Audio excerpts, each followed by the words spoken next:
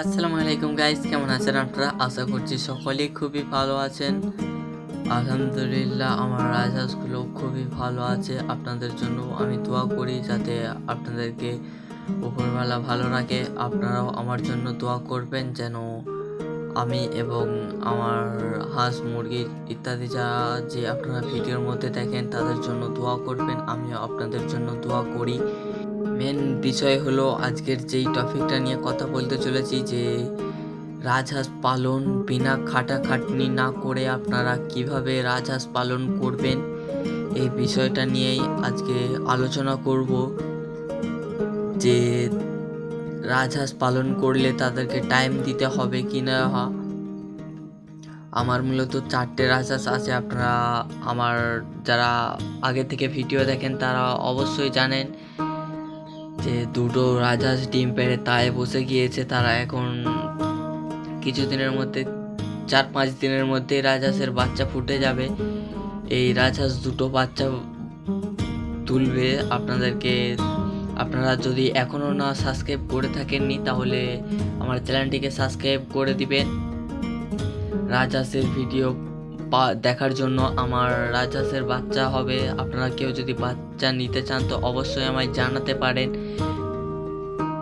ধারে পাশে হলে আমি অবশ্যই আপনাদেরকে বাচ্চা যদি থাকে অবশ্যই আমি দেওয়ার চেষ্টা করব। আর একটা বিষয় হলো যে রাজহাঁস যখন তায়ে বসে বা কোচে বসে, আপনাদের ভাষায় কি বলে জানি না, ডিম থেকে বাচ্চা ফুটানোর সময় হাঁস বা মুরগি সেইটাকে কি বলে আপনাদের ভাষায় অবশ্যই আমায় কমেন্ট করে জানাবেন। আমি তাহলে সেই ভাষাটাই বলার চেষ্টা করব। আমাদের এই গ্রাম অঞ্চলে বলে যে তায়ে বসেছে বা তায়ে বসবে, এরকম একটা ডিম থেকে বাচ্চা ফুটানোর সময় বলে। আর আমার কিছু দেশি মুরগির বাচ্চা ফুটেছে। আপনাদেরকে গত ভিডিওতে দেখিয়েছিলাম যে এদেরকে এই ঘরটাতে রাখবো। দেখতে পাচ্ছেন যে আমার মুরগির বাচ্চাগুলো কত সুন্দর কিউট হয়েছে। আপনারা দেখে অবশ্যই মাশাআল্লাহ টাশাল্লাহ বলেন। তার কারণ হলো যে মানুষের বদনজর খুবই একটা খারাপ জিনিস, আপনারা হয়তো জানেন। আর এই ঘরটার চারি সাইড থেকে আমি খড় দিয়ে দিয়েছি। তার কারণ হচ্ছে যে বাচ্চাগুলো বেরিয়ে যাচ্ছে সাইড দিয়ে।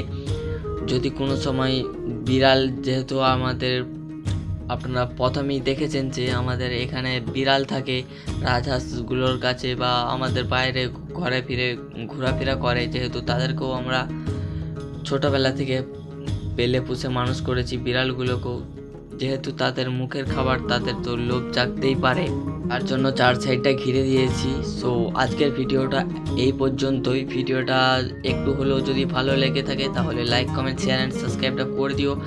আর আপনি যদি আমার চ্যানেলে নতুন হয়ে থাকেন তাহলে যদি এভাবে রাজহাঁসের ভিডিও, রাজহাঁসের কিছুদিন পর আমার রাজহাঁসগুলো বাচ্চা ফুটাবে, এগুলো যদি আপনারা দেখতে চান বা রাজহাঁস কিনতে চান অবশ্যই আমার চ্যানেলটা সাবস্ক্রাইব করে রাখবেন যাতে পরবর্তী ভিডিও আপলোড দেওয়ার সাথে সাথে আপনার কাছে পৌঁছে যায়।